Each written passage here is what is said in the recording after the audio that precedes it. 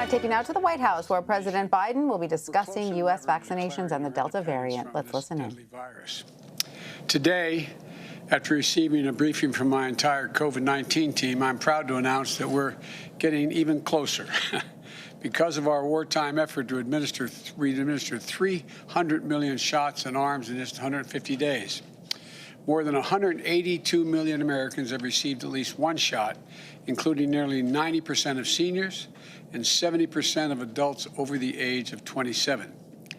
By the end of this week, we'll have reached the mark of 160 million fully vaccinated Americans, and that's a goal I set in March that I'm thrilled we're going to hit just a few days after July the 4th. So we will have 160 million fully vaccinated Americans, up from roughly 3 million when we took office 5 months ago. We see why it matters. COVID-19 cases and deaths are down by 90% since January. Millions of fully vaccinated Americans are getting back to living their lives as they did before. Businesses are reopening and hiring and rehiring. And projected economic growth is the highest it's been. Projected growth is the highest it's been in 4 decades. And the bottom line is the virus is on the run, and America is coming back. We're coming back together. This is one of the greatest achievements in American history, and you, the American people, made it happen. But our fight against this virus is not over.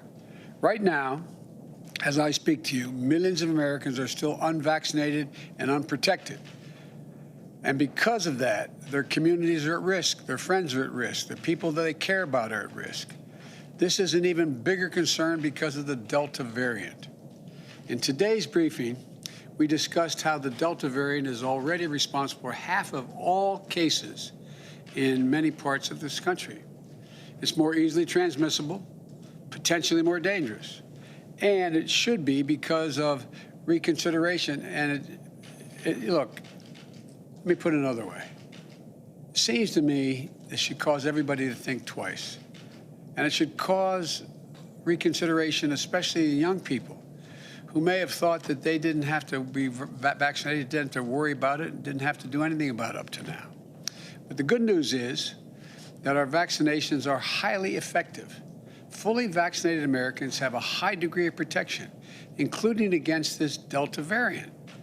Study after study after study has shown that since early May, virtually every COVID-19 hospitalization and death in the United States has been among the unvaccinated. So if you're vaccinated, you're protected. But if you're unvaccinated, you're not. And you're putting yourself, more importantly, maybe from your perspective, your family and your friends at risk.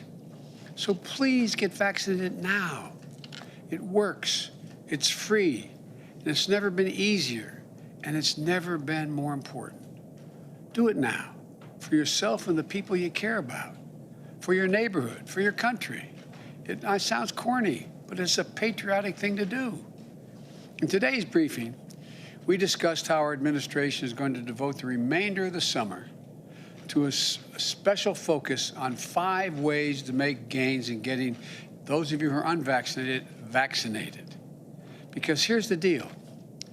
We are continuing to wind down the mass vaccination sites that did so much in the spring to rapidly vaccinate those eager to get their first shot, and their second shot for that matter, if they needed a second.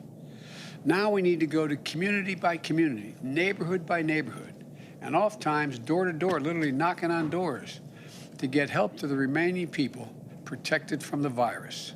Look, equity, equality, it remains at the heart of our responsibility of ensuring the communities that are the hardest hit by the virus have the information and the access to get vaccinated. So, as we shift from these centralized mass vaccination sites where we're doing thousands of people a day, we're going to put even more emphasis on getting vaccinated in your community, close to home, conveniently, and a location you're already familiar with. First thing we're going to do, this includes 42,000 local pharmacies where folks with questions can talk to the pharmacists they know and already have dealt with. These locations overwhelmingly allow you to walk in without an appointment, get the vaccination when you're picking up your prescription or just going in to get get toothpaste or something else you need from a drugstore. Second, my team is going to place renewed emphasis on getting the vaccines to more and more family doctors and healthcare providers, so more Americans can get this shot at their doctor's office from the folks that they know and they trust the most. Third thing we're going to do, we're going to step up efforts to get vaccines to your family doctors and other doctors who serve younger people, so that adolescents ages 12 to 18 can get vaccinated, and as they go for back-to-school checkups or for getting ready for the physicals they need for fall sports. Fourth, we're also intensifying our efforts to meet people where they are, outside of their neighborhoods, pharmacies, and doctor's offices. This includes continuing to work with employers to make vaccination shots available at work, on the work site if possible, or give their employees paid time off to get vaccinated in a nearby facility. And fifth and finally, we're sending out more mobile clinic units out there to help people at special events, summer festivals, sporting events, as well as places of worship wherever we can find people gathered. In addition to these initiatives to continue to vaccinate the unvaccinated, we're stepping up our preparations to respond to the outbreaks we're going to see among the unvaccinated. For that, we're mobilizing what I'm calling COVID-19 surge response teams.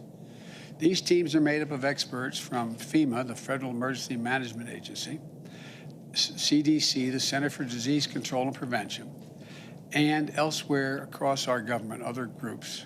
And they're going to help states that have particular problems prevent, detect, and respond to the spread of the Delta variant among unvaccinated people in communities with low vaccination rates.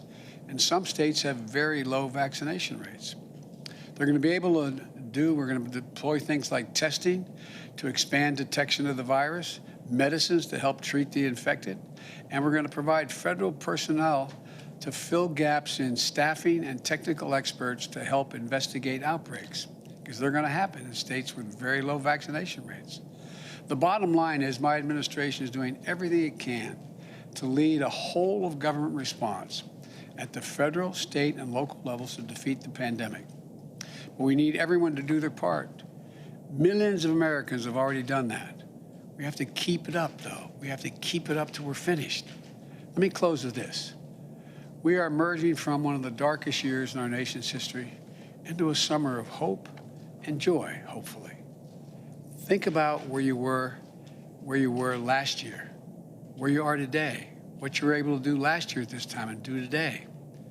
It's a year of hard-fought progress. We can't get complacent now. The best thing you can do to protect yourself and your family and the people you care about the most is get vaccinated. The best things the community can do to protect themselves is to increase vaccination rates. You can do this. You can do this. Let's finish the job. Finish it together. God bless you all, and please get vaccinated. It makes a big difference. As I said, it's a patriotic thing to do. May God protect our troops. Thank you. Mr. President, on the latest ransomware attack, can you tell us if you believe that rises to the level of U.S. retaliation? I can tell you a couple things. I received an update from our national security team this morning. It appears to have caused minimal damage to U.S. businesses, but we're still gathering information to the full extent of the attack, and I'm going to have more to say about this in the next several days. We're getting more detail and information, but that's what I can tell you now, and I feel good about our ability to deal and respond. Thank you.